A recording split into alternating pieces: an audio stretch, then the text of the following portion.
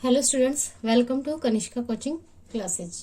अगर आप चैनल पर नए हैं तो वीडियो को चालू करने से पहले चैनल को सब्सक्राइब और वीडियो को लाइक करना ना भूलें।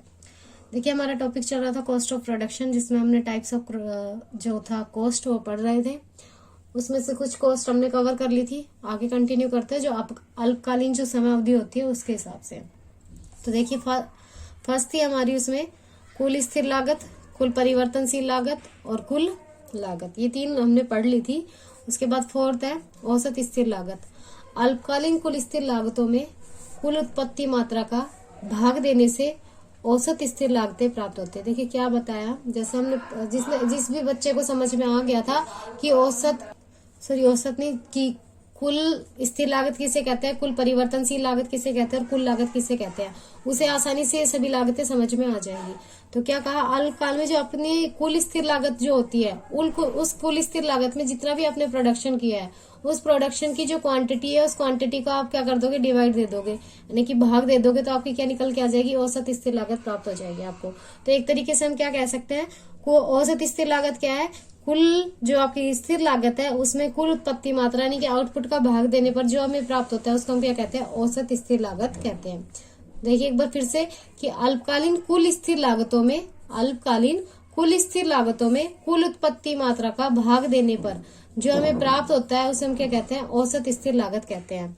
ये लागत उत्पादन की मात्रा बढ़ने के साथ साथ घटती है। तो आपकी जो स्थिर लागत है, मान लीजिए आप बना रहे हैं कोई भी सामान, तो उसमें आप 1000 यूनिट बना रहे हैं, कोई भी सामान आप बना रहे हैं उसमें 1000 यूनिट बना रहे हैं, तो आपकी कॉस्ट कितनी आ रही है, स्थिर लागत कितनी आ रही है, किराया पड़ रहा है आपका 5000 रुपए किराया पड़ रहा है। अब मान लीजिए आप 2000 यूनिट बनाओगे तो आपकी जो 5000 रुपए पहले लग रहे थे वो अब भी लग रहे हैं, तो ये पर यूनिट कॉस्ट क्या हो जाएगी, आपकी कम होती चली जाएगी जैसे जैसे प्रोडक्शन बढ़ेगा वैसे वैसे। तो इसे हम क्या कहते हैं, ये आपसे पूछा जा सकता है कि ऐसी कौन सी लागत है जो उत्पादन की मात्रा बढ़ने के साथ साथ घटती जाती है, तो वो है स्थिर लागत। ये इस प्रोडक्शन बढ़ने के साथ साथ क्या है, घटती जाती है, इसलिए इसका जो वक्र बनता है, मोस्टली जो आपकी जो लागत होगी उनका कर्व अंग्रेजी के जो यू वाला जो शेप होती है, यानी कि जो हम यू बनाते हैं अल्फाबेट का, उसके जैसे बनेगी। कोई यू बनेगा थोड़ा सा, कोई ऐसे बनेगा, कोई ऊपर जाता वो बनेगा, तो कुछ इस तरीके से बनेगा। लेकिन ये जो है कॉस्ट पहले क्या रहेगी, बढ़ी हुई रहेगी, फिर उसके बाद धीरे धीरे धीरे धीरे क्या है, जैसे जैसे आप प्रोडक्शन घटाओगे वैसे वैसे आपकी घटती चली जाएगी। तो हमने एक मांग की लोच में पढ़ा था आयताकार हाइपरबोला। तो आयताकार हाइपरबोला क्या होता है, ऐसा मांग वक्र जिसके नीचे बनने वाले सारे रेक्टेंगल बनेंगे, यानी कि उनका क्षेत्रफल क्या रहेगा, सेम रहेगा। तो इस तरीके से कुछ सेव बनेगी तो उनका क्षेत्रफल क्या रहेगा, आपका सेम रहेगा। तो इस वजह से इस वक्र का, यानी कि जब हम स्थिर लागत को एक वक्र के रूप में दर्शाएंगे, औसत स्थिर लागत को जब हम एक वक्र के रूप में दर्शाएंगे तो वक्र कैसा बनेगा, आपका आयताकार हाइपरबोला बनेगा। तो ये मेन पॉइंट है इसका कि जो औसत स्थिर लागत होती है उसका जो वक्र होता है वो कैसा बनता है, आयताकार हाइपरबोला बनता है।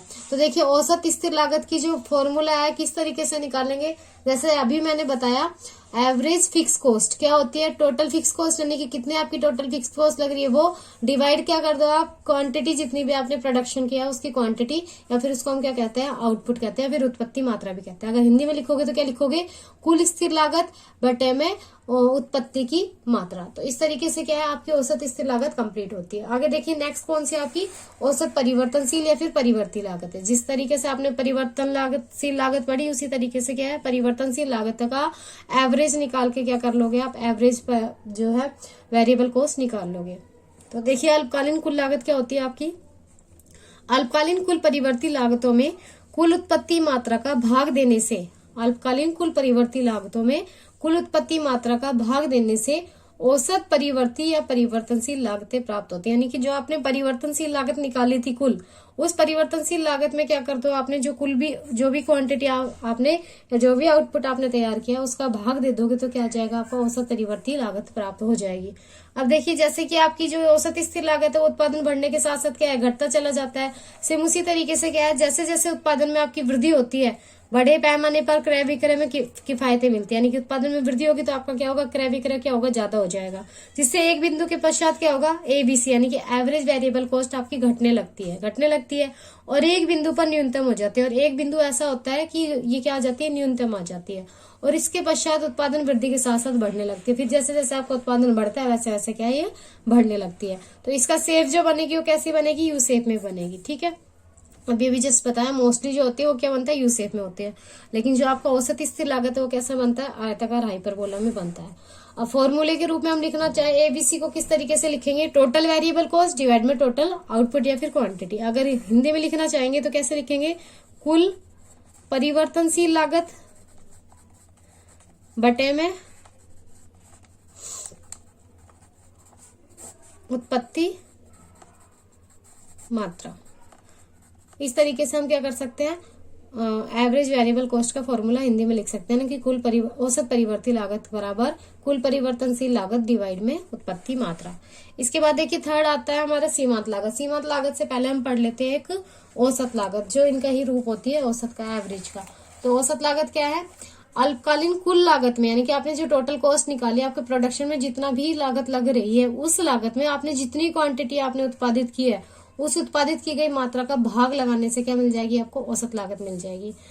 दूसरे तरीके से हम क्या कह सकते हैं, औसत स्थिर लागत और औसत परिवर्तनशील लागत, इन दोनों को हम क्या कर दे, ऐड कर दे तो क्या मिल जाएगी, हमें औसत लागत मिल जाएगी। अब फॉर्मूला देखा तो हमारा क्या बन जाएगा, एसी इक्वल टू यानी कि average cost equal to TC यानी कि total cost divide by quantity. और इसको दूसरे तरीके से लिखे तो हम क्या जाएगा, एवरेज फिक्स कॉस्ट प्लस में एवरेज वेरिएबल कॉस्ट। तो दो तरीके से हम क्या है फॉर्मूला डाल सकते हैं और एवरेज कॉस्ट को निकाल सकते हैं। क्वेश्चन हमें गिवन है एवरेज कॉस्ट बराबर 100, एवरेज फिक्स कॉस्ट आपकी 50, देन एवरेज वेरिएबल कॉस्ट बताइए तो आप क्या निकाल दोगे, 50 निकाल दोगे। 100 में से क्या करोगे, 50 लेस कर दोगे तो क्या निकल के आ जाएगा, आपका 50 आंसर आ जाएगा एबीसी। तो इस तरीके से आपका क्वेश्चन भी गिवन हो तो आप आसानी से सॉल्व कर सकते हो फॉर्मूला से। नेक्स्ट आती है हमारी क्या, सीमांत लागत। सीमांत लागत देखिए, अल्पकाल में जब फर्म द्वारा माल की एक इकाई अधिक उत्पन्न करने से, यानी कि अल्पकाल में कोई भी फर्म प्रोडक्शन कर रही है, उसने क्या किया, एक जो क्वांटिटी मान लीजिए 100 पहले वो उत्पादित कर रही थी, अब 100 से वो 101 पे जाती है, तो उसकी जो भी लागत में परिवर्तन आता है, वृद्धि होती है, उसको हम क्या कहते हैं, सीमांत लागत कहते हैं।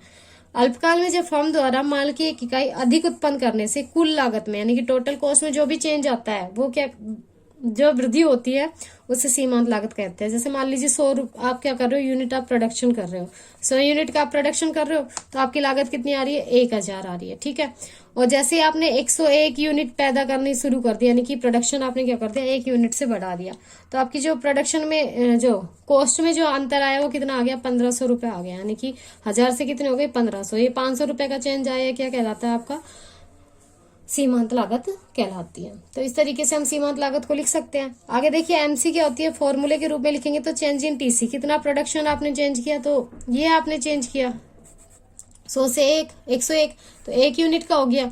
और चेंज इन क्वांटिटी, आउटपुट आपने कितनी चेंज की, 1000 से 1500, तो कितना चेंज हो गया, 500।